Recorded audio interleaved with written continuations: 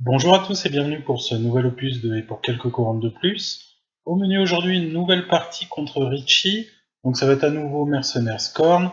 Cette fois-ci, j'ai eu envie de changer un petit peu d'Osroom, parce que je me suis dit que Richie allait en avoir un petit peu marre, et j'ai donc pris une liste Shy.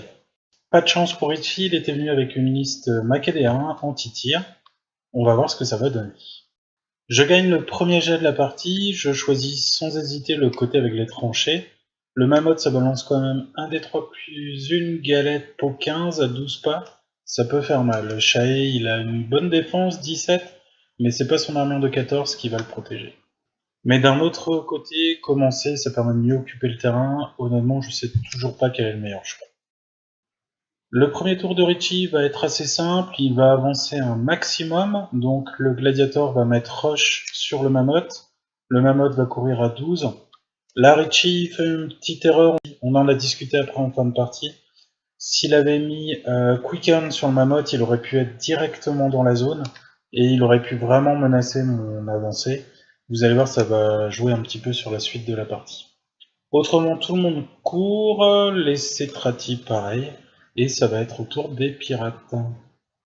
Enfin, des pirates, tout est relatif, il y a juste Shae et Ayanaeol qui sont privatifs dans mon armée. À mon tour, je vais faire la même chose que Richie, tout le monde va avancer à fond. La seule chose que je vais regarder, en fait, c'est est-ce que je suis à plus de 13 pouces du Mammoth, parce que le Mammoth, mine de rien, avec Quicken et l'Animus Rush, il charge à 13 pas. C'est pas rien du tout. Donc là, je positionne le jack de façon à être à 13,1 pouces. On menace tous les deux avec la même portée, moi avec mon fit et lui avec son sort et son animus. La petite erreur du tour précédent, c'est justement que si le mammoth avait été dans la zone, j'aurais été obligé de... je peux rester en dehors de la zone, lui il y est pas non plus, donc on se regarde les yeux dans les yeux. Le premier qui va avancer va se prendre une charge de l'autre. Pour la zone du bas, je la délaisse un petit peu. Je mets un nomade et Ragman face au Cetrati. Mais de toute façon, je peux pas consacrer beaucoup d'autres ressources. J'ai besoin de tout le reste pour tomber le mammouth rapidement. Richie va réfléchir assez longtemps au début de ce tour. Il est bien conscient qu'on a tous les deux la même distance de charge et que s'il veut aller dans la zone, il va devoir se prendre une contre-charge au tour prochain.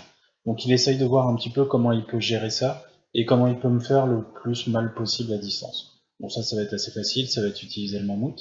Et donc si le tour d'avant, il était vraiment avancé là où est le mammouth maintenant, en fait, c'est moi qui aurais eu ce problème le tour précédent. Donc là, Richie va avancer son mammouth, il va tirer sur le mangler, il va faire 3 tirs, et en 3 tirs, il va quasiment enlever les 2 tiers des points de vie de mon jack. Point important, je vais perdre mon cortex. Par contre, j'ai de la chance, le mangler est agressif. Enfin, il a la compétence agressive et donc il peut charger même s'il n'a pas de focus sur lui. Il va donc pouvoir quand même participer un petit peu à l'assaut contre le mammoth. Ensuite, ça va être l'opération Protégeons le gargant de la charge des jacks mercenaires. Donc pour ça, Richie va mettre Quicken sur les scarabs. Ah oui, je vous ai pas dit au début de la partie, mais les scarabs, ça va être les... Comment ça, c'est les Widowmakers. On a des proxys, hein, désolé. Mais bon, vous avez l'habitude maintenant. Il en envoie un au contact de mes jacks. Donc là, je rappelle à Richie que le mangler a Treasure. Donc finalement, les autres, il va les mettre juste devant le mammoth pour bloquer les lignes de charge. Les Cetrati et la Créa vont eux occuper la zone du bas. La Créa va se mettre face à mon nomade parce qu'elle va pas servir à grand chose de toute façon lors de cette partie. Elle va servir de redirecteur de luxe. Au début de mon tour, je sais que ça va être le tour décisif. Soit je tombe le mammouth, soit je perds mes jacks dans la tentative. Atteindre le mammouth, il est à 12 pas de mes jacks à peu près, donc je peux l'avoir sans trop de problèmes. Grâce au feat de Shae, je peux faire 3 pas de façon non linéaire, et j'ignore les free strikes. Donc ça fait que je peux ignorer le petit, j'oublie son nom, le petit scarab qui est devant mes jacks. Pour les 3 scarabs qui sont en face du mammouth, j'ai 2 façons de m'en débarrasser. Soit le sort de Shae dont j'ai oublié le nom qui pose une AOE, et je peux passer au travers des figurines qui sont dans l'AOE. Soit je les élimine au tir et à la magie. Je vais commencer par activer mon Beaucourt qui va tuer le scarab qui est devant mes jacks. Donc, vu qu'il y a son client à côté, il n'y a pas trop de problème. C'est vrai que je n'ai pas précisé, mais son client c'est Harlem. Ensuite, je vais activer Shae. Je vais avoir besoin du mouvement du fit pour mettre mes jacks à portée de charge. Et ça va me permettre aussi de mettre Ayana à portée de kiss du mammoth. Ça, c'est super important aussi. Donc j'en profite pour bouger un petit peu tous mes solos et pour améliorer mon placement. Ah oui, je ne l'ai pas indiqué non plus au début du tour, mais vous avez pu voir tout en haut, il y a Uchu qui est arrivé. Il est à portée de charge du Mammouth de dos. Si jamais j'en ai besoin, il va pouvoir faire les dégâts qui me manquent. Normalement, si tout se passe bien. Ici, j'active mes différents solos pour m'occuper des scarabs. Ça va prendre un petit peu plus de temps que prévu et ça va demander un peu plus de placement, notamment parce que j'ai oublié de bouger Shae avec son fit, ce qui fait que ça me donne un petit embouteillage, mais finalement ça le fait bien. Donc là, Ayana vient me kisser le mammouth, il y a Hol qui va tirer sur les scarabs, j'arrive pas à les finir, donc ça va être un éclair d'Orin qui va en finir une partie, il en restera un à la fin. Et maintenant c'est la charge du mangler.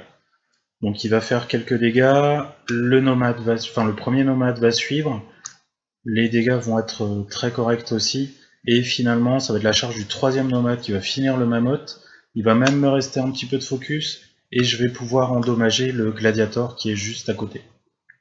Vu que le mammoth est fini, au chouk sa cible ça va être le gladiator, donc là je le charge de double, et je lui fais mal.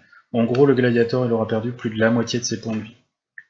En bas le nomade il va s'occuper de la créa, et pour le protéger, avant, j'ai activé Gorman qui a balancé la bombe qui met blind au milieu des Cetrati, ce qui fait que les 4 Cetrati de devant sont blind, ils ont moins 4 en def, moins 4 en ACC, et ils devront sacrifier leur mouvement ou leur activation au prochain tour.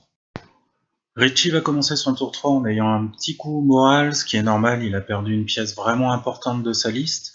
Il va commencer par activer les Paingivers pour qu'il soigne le Gladiator, histoire que le Gladiator puisse venir taper sur mes jacks, notamment finir le Mangler qui est abîmé, tout en encaissant la Free Strike de Uchuk. Lors de cette Free Strike, Uchuk ne fera pas assez de dégâts pour endommager une des spirales du Gladiator. Donc le Gladiator avec son plus de force, il va détruire le Mangler, il va faire bien mal au nomade d'à côté, il va quand même réussir à rater une ou deux attaques, ce qui est pas trop normal, pas très stat. Mais au final, ça va pas changer la survie du Gladiator.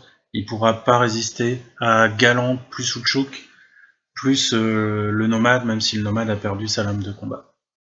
Sinon, dans la zone du bas, les Cetrati vont regarder méchamment Gorman. Il y a un ordre de charge course qui va être donné.